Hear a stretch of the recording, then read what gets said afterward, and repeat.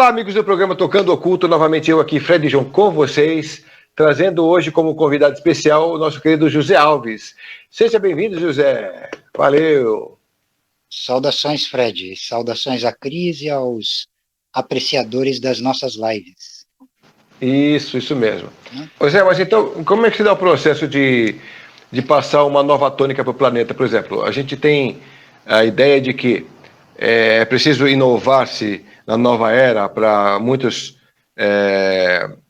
planejamentos cósmicos entrarem em ação. Então vai ter inteligências artificiais criando novos mundos, novas formas de vida, novos homens, enfim.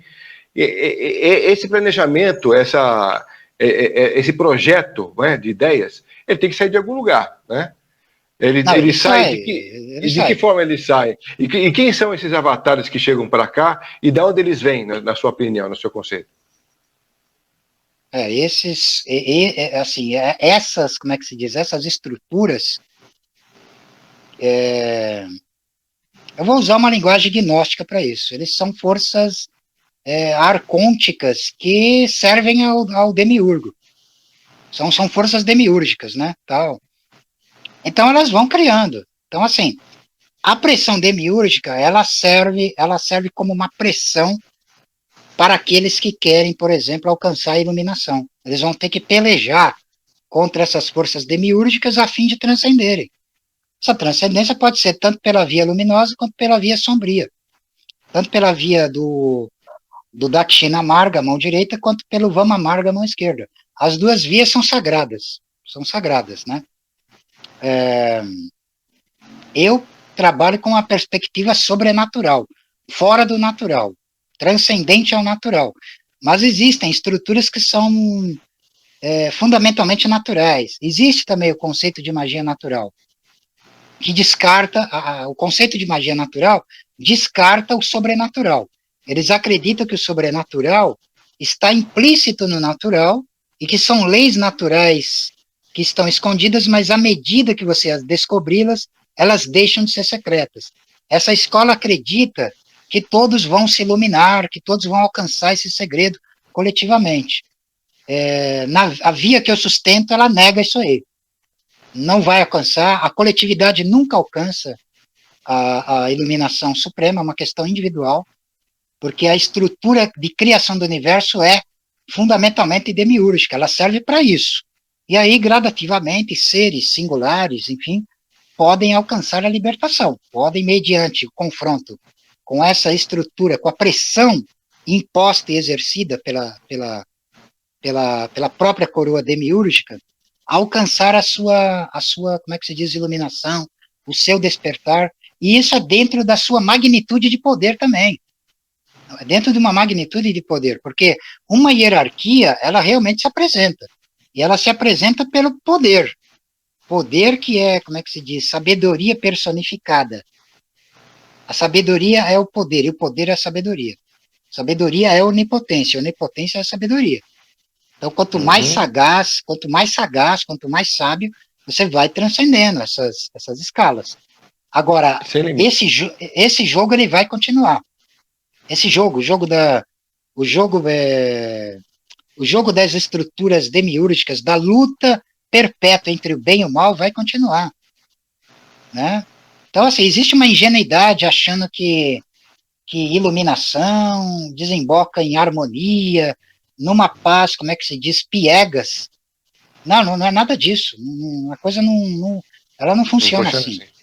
Não funciona assim. O bem é uma coisa que está além disso também. O verdadeiro bem, assim como o verdadeiro mal. Eles são ambos transcendentes a essa visão, como é que se diz, ingênua, utopista, né? E autolimitadora. Ela é uma visão, como é que se diz, horizontalizante. Porque ela é uma visão que agrada como é que se diz, as ilusões do ego e dos conformismos. Porque para você alcançar o triunfo sobre isso, você tem que suportar a chama incriada, né? Você tem que arder e se consumir nela e se alcançar a imortalidade nela, a transcendência nela. Se não for assim, você não vai conseguir. Então você não tem que se poupar, seja na via da mão direita ou da mão esquerda. Você não pode se poupar nos conformismos. Você tem que transcendê-los. Então, o que acontece hoje é uma pregação falsa de que você vai ficar bem, você vai ficar em paz, você vai alcançar essa suposta harmonia e tal. Você só conquista ela quando você transcende as polaridades do bem e do mal, dominando elas, seja pela via luminosa ou pela via sombria. Mas o fato é que você tem que dominar. Você não pode ficar à mercê. Se você ficar à mercê, você é um servo. Você não passa de um servo. Mesmo que você adote uma religião que te acaricia também, que te garante tudo isso, você está dentro da você tá dentro da ilusão da coroa demiúrgica, né? Você está à Da roda de mercê Sansara. da roda do Sansara, exatamente, Ô Zé, exatamente. mas não, essa luz crística que você fala aí, que tem que ser vencida, ela está onde? Ela está em Agartha, está em Shambhala, de onde ela é? Não, ela pode estar em Agartha, é um centro de paz, mas não é a paz que você conquista depois de um dia estressante de trabalho, não é a paz que é a ausência da guerra, é o estado estático dentro da guerra perpétua. Essa guerra perpétua, por exemplo, ela é manifestada pelo polo de Shambhala, que governa as forças de criação e destruição de mundos. Entende? Então você tem que dominar os dois polos, né? Você tem que dominar o dinamismo, transcendendo ele, indo ou para esse, como é que se diz, para o centro da luz incriada, dentro, por exemplo, do mistério, vou falar do mistério taoísta, tá?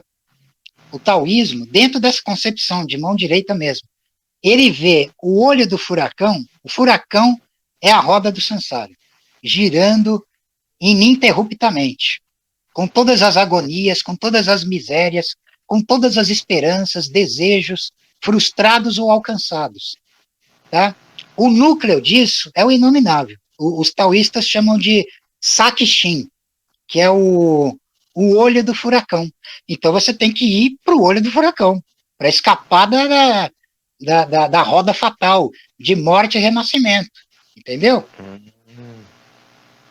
A outra via também, ela também, a via sinistra também. Você também tem que superar o ego também. Você tem que transcender também a roda do samsara.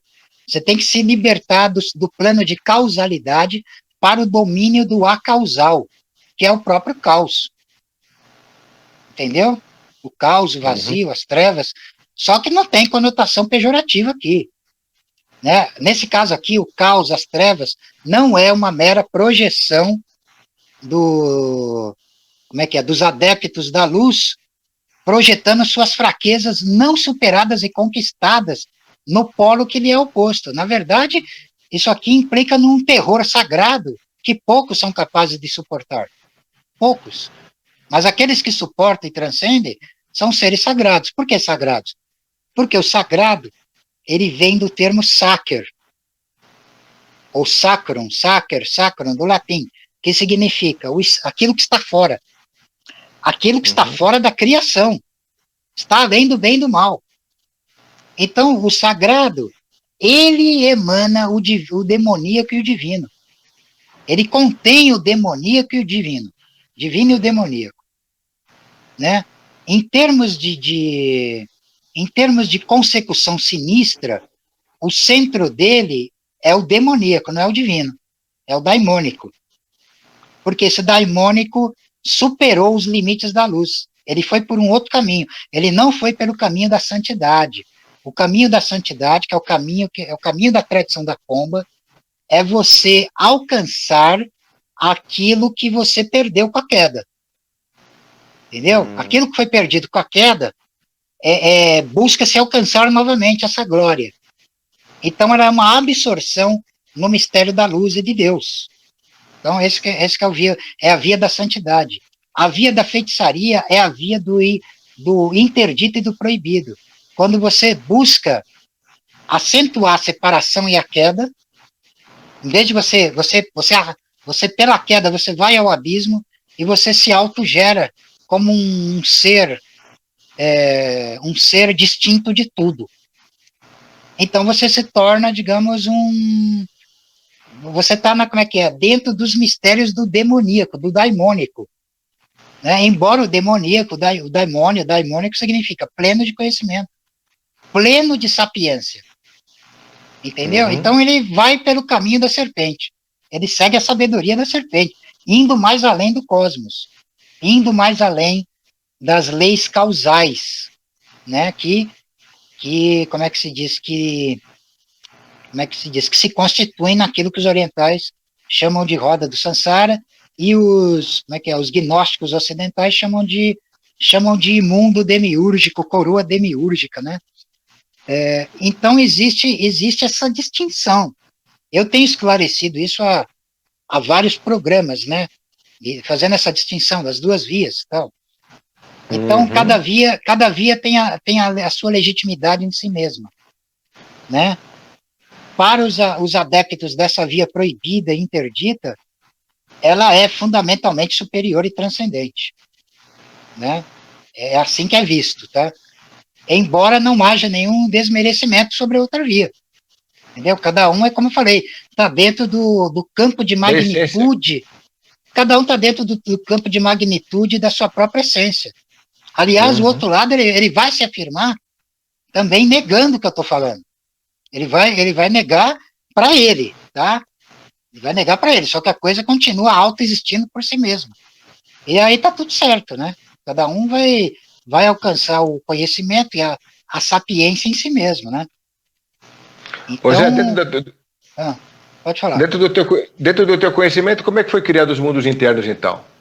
Porque até onde a gente sabe, a Atlântida afundou e todo aquele conhecimento que estava na superfície, onde os homens ainda viviam com os deuses, acabaram interiorizando tudo isso para meio que preservar um pouco tudo aquilo que foi colocado e gerado com a riqueza. Seriam véus emanativos hipostáticos que ocultam a glória secreta que está no mistério do todo no um e no um no todo, né? Então, por exemplo, o todo no um e no todo, ele é Yog Sothoth, o demônio sem forma, senhor de todas as formas, né? Ele oculta um horror de magnificência suprema, que não pode ser suportado, nem pelos deuses, nem pelos homens. Né? Nossa, mãe. Então, assim, os véus, eles vão se formando. Então, assim, esses estágios, essas hierarquias internas, elas são, como é que se diz, justaposições arbitrárias e ilusórias, por assim dizer. Ilusórias, mas assim, elas são e não são. É um jogo entre poder e ilusão, que você só vai saber vivenciando e ultrapassando. Se você não conseguir ultrapassar, se você não tiver as senhas secretas que permitem essa onipotência, você vai ficar preso no labirinto. Você vai ser vítima de, como é que se diz, iniciações que são te dadas prontas. E você vai se reportar a elas, não tem o que fazer. Toda a questão, ela se fundamenta se ocultando atrás desses véus, né? Porque, assim, cada sistema de crença, ele possui estruturas de iniciação precisas. Por exemplo, a Cabala ela tem toda uma cosmovisão que é real. Ela é real porque funciona para os adeptos que experimentam ela. A teosofia é a mesma coisa. Teosofia, que mais? Rosa Cruz, eubiose, como é que se diz? Otto, Gnose, Ordo Templi Orientis, Astro Argento e tudo mais. Todas essas sociedades secretas, elas têm uma estrutura precisa que dá conta dos seus níveis iniciáticos. Agora, cada adepto vai ter que experimentar isso por si mesmo e descobrir por si mesmo se isso é certo, se isso é errado, como que se dá a coisa. Não tem outra via a não ser essa, a da experiência, né? A experiência e o seu ímpeto. Assim, o seu limite é a sua própria vontade. Sua vontade vai definir o seu limite. Então, e aí aí a pessoa acreditando que exista realmente os mundos que a gente falou, né, do Ati, Abadagas e tal, sim, ele pode até acreditar que está lá, de repente. Eu morri, estou em Badagas, por exemplo. Por exemplo, isso, de uma percepção de uma percepção do fundamento da magia do caos, o universo ele tem a propriedade de configurar os sistemas de crença na qual o ser humano investe a sua crença. Então, por exemplo, o mundo do muçulmano funciona perfeitamente de acordo com a cosmovisão do Alcorão, né, que foi ditada ao profeta Muhammad. Para o budismo, a mesma coisa. Para a teosofia, a mesma coisa.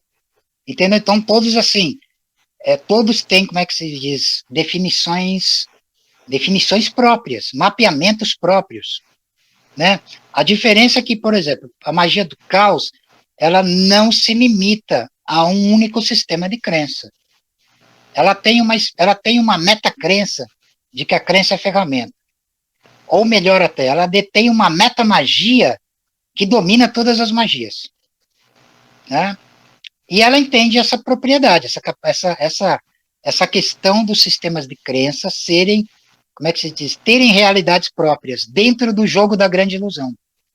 Dentro do jogo da grande ilusão, você tem sistemas que se apresentam, como é que se diz, perfeitamente razoáveis, funcionais, né?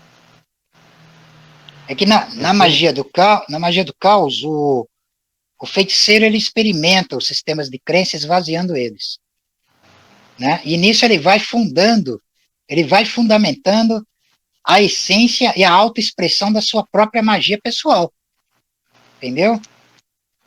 Existe isso, né? Entendi. Ô Zé, e aí nesse caso, por exemplo, para a gente poder entender como é que, de onde vem o Avatar, por exemplo, como o Cristo, como,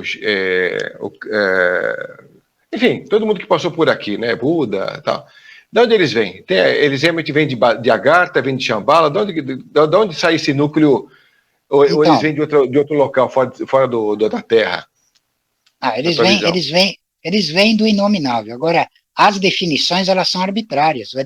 Elas são arbitrárias. E aí você percebe que, assim, os sistemas de crença, eles vão se, digamos assim, se perfilando de tal maneira que eles próprios formam um labirinto de confusão na mente humana que o adepto, o candidato à iniciação vai ter que desembaraçar.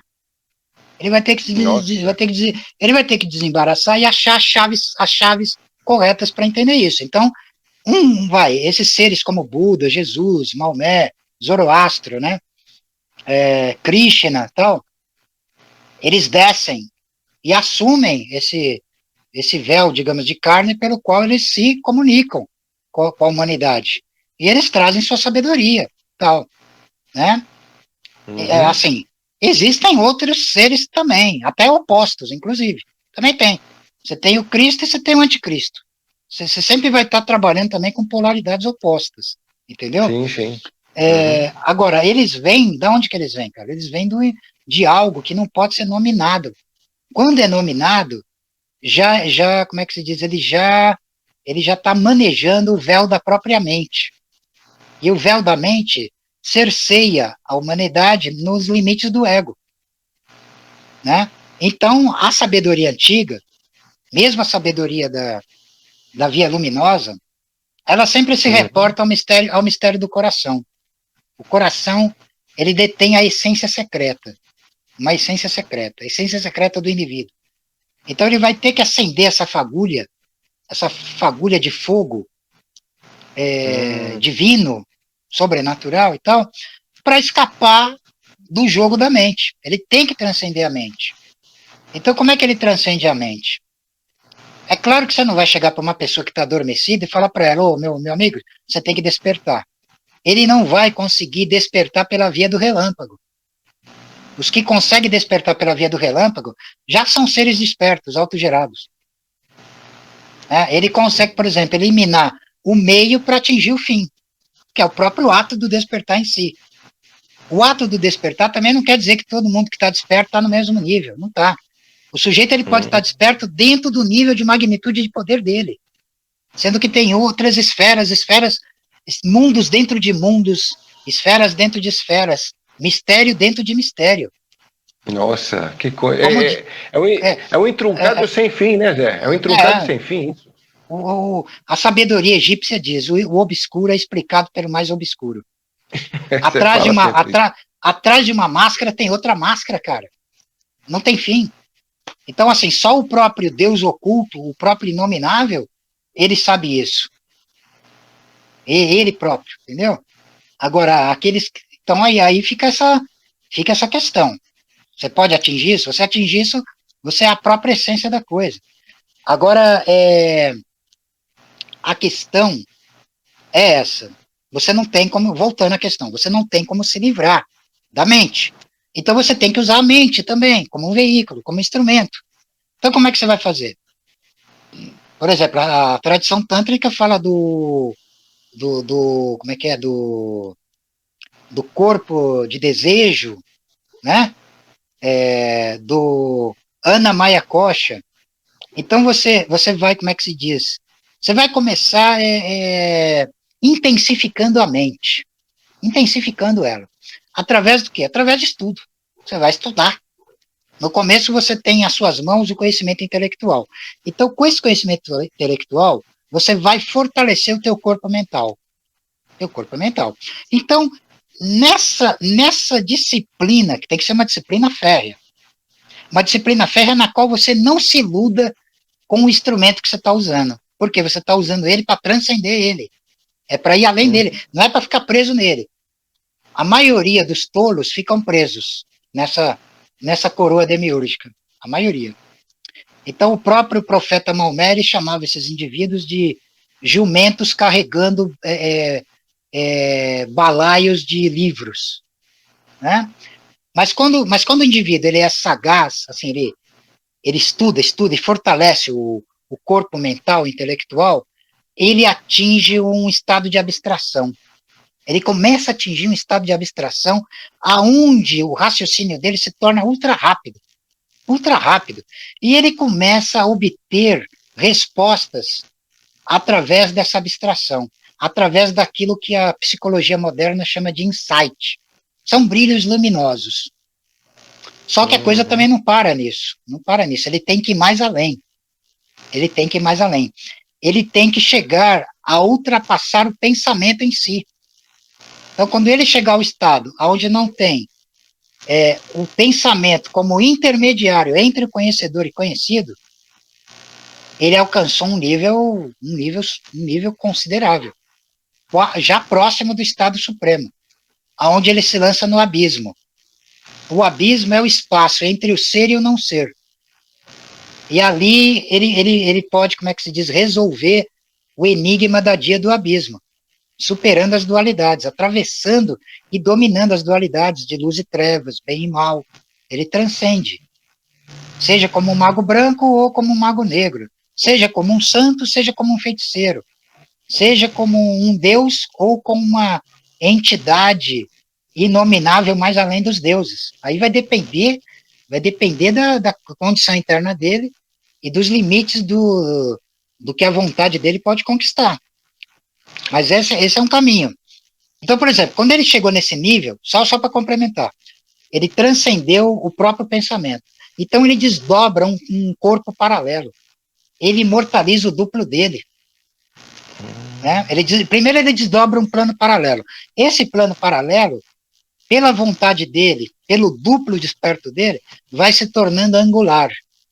Ou seja, os ângulos multifacetados da geometria sagrada e secreta se abrem para ele.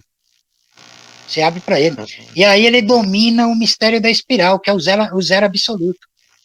O próprio domínio do abismo e do vazio como campo de possibilidades e potencialidades infinitas. Entendeu?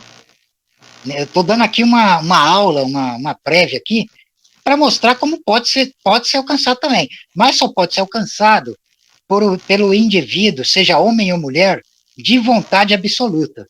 Vontade absoluta. Ele tem que ser aquilo que na tradição tântrica é chamado de adhikari, espiritualmente competente. Ele tem que adotar a postura do virya, né, que tem a decisão suprema, a postura suprema para alcançar essa mestria.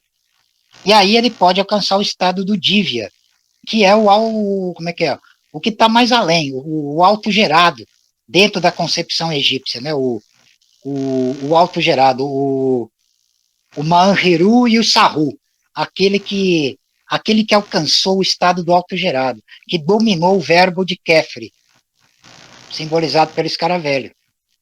Pode falar. Não, a gente perguntar, então, que parece que esse processo que você está falando parece que se dá muito dentro de Agartha, então. Não, né? Ele vai, porque assim, não adianta. Agartha e Shambhala são dois polos que formam um mistério só. Formam um mistério só. Então, por exemplo, é igual no Tantra. No Tantra você tem o imutável masculino, que é o vazio, o inominável no centro. Esse vazio ele é estático. Mas ele emana a Shakti, que é o domínio do dinamismo. A Shakti é poder. A palavra Shakti em sânscrito significa poder. E Shakti, ela cria Maya. É ela que cria a ilusão, aonde a espécie humana está aprisionada. Então ela é ilusão e poder. Então você tem que escapar do jogo dela de ilusão para alcançar o mistério do poder e chegar à glória do vazio que está no centro. Então você pode observar aí Shambhala em relação a Agartha no mesmo sentido. Né? Agartha pode ser visto como o polo imóvel, estático, e Shambhala é o dinamismo, que emana, que cria e destrói mundos, aniquila mundos, retornando ao centro da glória secreta, entendeu? Pode-se trabalhar desse jeito. Pode-se trabalhar desse jeito também. Você pode considerar, por exemplo, que é a morada de Melquisedeque, sendo Shambhala, por exemplo, morada de Melquisedeque, não? Pode ser, mas isso é dentro da conceituação teosófica, tá?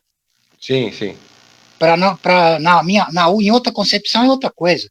Pode ser o reino do próprio, pode ser o reino do próprio diabo, do senhor sem face. Entendeu?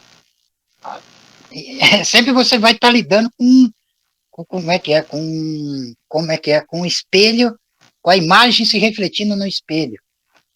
Porque na verdade a gente aprendeu que ele é o senhor das duas faces, ele tem as duas faces lá. Então, ele pode ser, ele tem uma máscara divina e tem uma essência demoníaca também. Aí que tá a questão, né? Aí vai depender de cada adepto. É claro que o que eu estou falando aqui, com certeza vai ser negado pelos adeptos que seguem Melquisedeque e tudo mais. Mas eu tô manejando a linguagem aqui para além desses conceitos também. Eu posso nominar isso também. Eu posso nominar alguma coisa mais além do Melquisedeque. Se eu suportar ela, eu sou um mago, eu sou um feiticeiro. Se eu não suportar, se não suportar, é um charlatão. Agora, se suportar e realmente transcender, pronto. É aí que está a questão, entendeu? Essa questão ela é delimitada pela magnitude de poder e de sapiência. Se ela é conquistada, você é um criador e aniquilador de mundos. E você pode nominar o sistema de acordo com a sua vontade. Por isso que tem magos distintos. Por isso que existem adeptos distintos, cada qual com a sua magia e com a sua verdade. Entendeu? É o que nós conversamos uma vez também, né, ao vivo aqui, no programa, onde você falou sobre a própria Helena Blavatsky, por exemplo. Ela também trabalhou essa questão da teosofia, mas ela foi além. E ela colocou o espírito dela nessa questão e trabalhou de uma outra essência. Assim como fizeram quem veio depois dela. Né? Exato. Por exemplo, alguns detratores de Blavatsky, por exemplo, que não é o meu caso, tá? Não é o meu caso. Eu não estou detratando Helena Blavatsky, nem nada. Mas os detratores de Blavatsky, eles vão afirmar que ela deturpou conceitos hinduístas. Percebe? A mesma coisa que os teosofistas atribuem aos nazistas, alguns indivíduos das escolas hinduístas também reputaram a Blavatsky, afirmando que ela deturpou. Mas ela criou o sistema dela. Né? Ela criou o sistema dela e ele é válido. Então é válido que tem milhares de seguidores seguindo esse sistema que é funcional. É aí que está a questão. José, tem uma questão que eu acho assim, putz, ela é fantástica. As pessoas que vão ouvir isso agora de você vão se maravilhar. Quando você explica, né, através de Duat, como é que se dá o processo da morte, quantos seres estão ali, como é que eles acolhem aquela história e tal. Então eu queria que você colocasse um pouco para a gente essa questão aí, de acordo com a visão dos egípcios, entrando para esse mundo dos mortos, e o que acontece após essa entrada? Como é que ele é definido, como é que ele é observado, como é que ele é julgado, o que acontece ali nessa entrada? Porque assim, essa entrada é assim, a magia egípcia, ela possui um mistério é chamado de fórmula do macaco sagrado, fórmula do símio sombrio. As escolas modernas de ocultismo chamam de assunção de formas divinas, tá? Aonde a magia egípcia ela mostra a sua onipotência, que é o quê? É o poder do mago, né? Do feiticeiro, ele tomar a possessão do Deus. Ele assume a forma do Deus, entrando dentro do Deus, dentro de qualquer entidade, seja divina, demoníaca, seja do panteão egípcio ou de qualquer outro panteão. Então isso já acontece no Livro dos Mortos, tá? Acontece no Livro dos Mortos, porque assim, o Livro dos Mortos ele é escrito de uma maneira velada também, uma maneira velada. Então a maioria dos egiptólogos lê aquilo em termos religiosos. Eles acham que os egípcios estão seguindo uma moral ali e tal. Até existia isso também porque a religião egípcia, ela era uma religião altamente mágica. Então, o lado exotérico da religião servia ao fundamento esotérico, o fundamento secreto, que era totalmente mágico. Então, o morto, ele se identificava com Osíris. Osíris, né? Então, ele sofria transfigurações, transmutações, né? Dentro desse processo. Ele adotava um nome e ele passava pelos portais. Ele tinha que atravessar, ele entrava no Duat. O Duat, ele não é um termo muito fácil de expressar, mas ele é um mundo interior em relação aos véus da matéria. Ele é o mundo das matrizes, por assim dizer. Né? E ele conduz ao mistério do Amente, que é a terra oculta. Amen vem de Amun, oculto. Ta é terra. Então seria uma terra oculta. O domínio do próprio duplo da realidade. Mas ele tem que passar por provas, ele tem que passar por túneis e câmaras de provação. Ele tem que ter as senhas mágicas na sua língua para conseguir dominar esses poderes. Senão ele é devorado por esses poderes. Ele fracassa, né? Então ele tem, por exemplo, o deus Horus como aquele que vai, como é que se diz, que vai do seu lado. Ele também tem Anubis como o guia, o psicopompo, o chacal, né, o deus de cabeça de chacal, e o deus de cabeça de falcão. O deus de cabeça de falcão é o senhor da guerra. Ele tem o poder, se você conseguir manejar a magia, ele tem o poder de aniquilar os obstáculos internos e externos. Né? E o deus de cabeça de chacal, ele tem o poder de abrir, de guiar o morto através das portas e tal. Então, assim, é que eu estou resumindo aqui, porque a estrutura toda é complexa. Estou colocando os pontos mais cruciais, importantes. Então, ele vai chegar a uma sala que é chamada de Sala da Dupla Verdade, né? Salão de Maat, Salão da Dupla Verdade e Sala dos Massacres. Sala dos Massacres.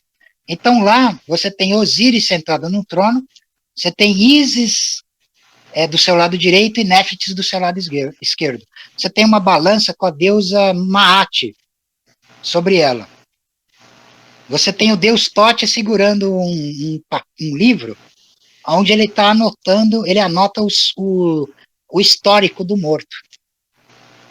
Né? Então, o coração do morto é arrancado por Anubis, colocado numa das balanças, do pratos da balança, e a pluma de Maat é colocada na outra balança. Então ele tem que justificar o coração dele diante de 42 juízes que estão ali em volta de Osíris e do próprio Osíris. E tem também do lado lá de Osíris o chamado devorador de corações, devorador de almas. Ele é chamado de Amite, né? Então, o coração ele é a essência do morto. Então, o coração tem que estar leve.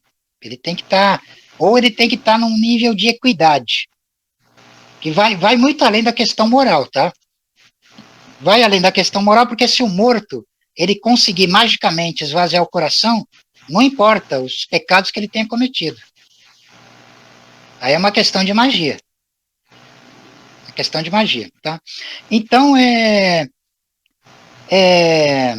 se o morto ele falhou, mas ele, tipo assim, a impiedade, ele não atingiu, o nível de impiedade e tal, ele é jogado de novo para a terra, né, para a roda do Sansara, só que os egípcios chamam essa roda do Sansara de Rosetal. Rosetal. O Rosetal é um conceito que vem dos trilhos, trilho de arrasto. Esse trilho de arrasto, ele ligava o templo mortuário à pirâmide. E o faraó, quando ele era mumificado, ele era colocado num trenó que levava o corpo mumificado dele para dentro da pirâmide. Lá dentro da pirâmide, ele era colocado dentro da câmara e ele era erguido. O duplo dele ia para a estrela Alpha Draconis. Ele sofria metamorfoses, aonde ele era o autogerado. É o Deus, como é que é? Autogerado, o Deus vivo, o autogerado, né? O Deus oculto. Então, o morto, ou ele transcendia o Rosetal, ou ele caía de volta no Rosetal, ou era devorado pelo devorador de almas, né? Então, nos rituais do Livro dos Mortos, inclusive o devorador de almas, ele é saudado como o príncipe da eternidade. Ele é saudado como o príncipe da eternidade. Aí é lido as 42 confissões negativas, onde o morto vai declarando, que não fez isso, não fez aquilo, né? E se ele conseguisse justificar com as palavras de poder, ele como é que se diz? Ele é, como é que se diz? Reconhecido por Osíris. Então, Osíris, ele tem duas faces, uma face verde e uma face negra, né? Então, o morto, ele tem que sobreviver à irradiação da face verde de Osíris. Porque, assim, o Osíris verde, ele confere a iniciação lá nos mistérios menores. Você atinge a imortalidade, mas dentro da natureza, dentro do cosmos. Você morre e renasce dentro da estrutura cósmica lá da natureza. E nos mistérios maiores, você atinge a autogeração no mistério das trevas. Você vê Osíris como Deus sem face, né? Então, aí se dá as metamorfoses. O morto, ele se transfigura pelo verbo de Kefre, que é o autogerado, ele se transfigura em Azar Quentamentio. Quentamentio, que é, a palavra Quentamentio significa aquele que está à frente dos espíritos ocidentais. Azar é Osíris. O Osíris que está à frente dos espíritos ocidentais. Quem são os espíritos ocidentais? Os mortos que alcançaram a imortalidade, a autogeração no oeste. Eles conquistaram o mistério do sol no abismo. O sol no abismo é o mistério do sol negro. É Atum, o autogerado. Né? Então, essa é a primeira metamorfose. A segunda metamorfose, ele se torna Kefre no céu, no abismo do céu, no nível mais alto. Ele se torna o autogerado. E aí ele se manifesta ressuscitado na Terra, como Azar Nefer. Azar Nefer, Osíris Nefer, que se fez perfeito. Mas o que é se tornou perfeito? Se tornar perfeito, na língua egípcia, é se tornar autogerado. E o que é se tornar autogerado? É não depender substancialmente de nada e de ninguém. Ser um Deus supremo em si mesmo. Entendeu? Então, essa magnitude de poder é da magia egípcia. Você não vê isso em nenhum outro lugar. Você não vê isso em outro lugar. Tá, mas qual que é o termômetro para a pessoa saber que ela não chegou num patamar ideal ainda, que ela pode ser um Deus, mas ela ainda tem algo mais para conquistar e vai conquistando. Isso nunca mais tem fim, né? Se ela tem dúvidas, ela não alcançou nada, cara. Ela tem chão aí. Tem chão. À medida que ela vai alcançando, as dúvidas vão diminuindo. Quando não tiver dúvida nenhuma, ele é um desperto, ele é um iluminado, é um Deus. Esse é o termômetro. Esse é o termômetro, né? Assim, o termômetro vai ser dado pelo sangue, pela audácia, pela coragem, pela capacidade de se entregar à morte. Fora disso, é tudo conversa fiada. Conversa fiada, não leva a nada, né? Então, assim, a coisa tem que ser séria, tem que ser, como é que é, objetiva, tem que ser autodeterminada, seja lá o caminho que o indivíduo escolheu, ou ele descobriu, porque no caminho ele vai se descobrir a si mesmo, ele vai começar a se descobrir, porque ele tem que chegar a resolver as seguintes questões: quem eu sou, da onde eu vim, o que eu estou fazendo aqui e para onde eu vou. Né? Se ele não responder isso, ele ele não entronou, não conquistou o domínio entronado da iniciação suprema, né? Bom, Zé, só posso te agradecer, então, pela gente estar juntos aqui em mais esse momento consciencial sobre os mundos internos que você trouxe aqui para a gente. Graças a essa tua explanação muito diferenciada, com certeza a gente teve uma outra visão para complementar o que já foi colocado sobre mundos internos aqui no programa Tocando Oculto, tá? Isso nos envaidece muito e também nos honra muito tê-lo aqui conosco mais uma vez, tá bom? Ótimo, excelente, grato pelo convite, é sempre um prazer conversar, né, com vocês. Fico muito grato a ti e a Cris, tá? E até muito breve, né?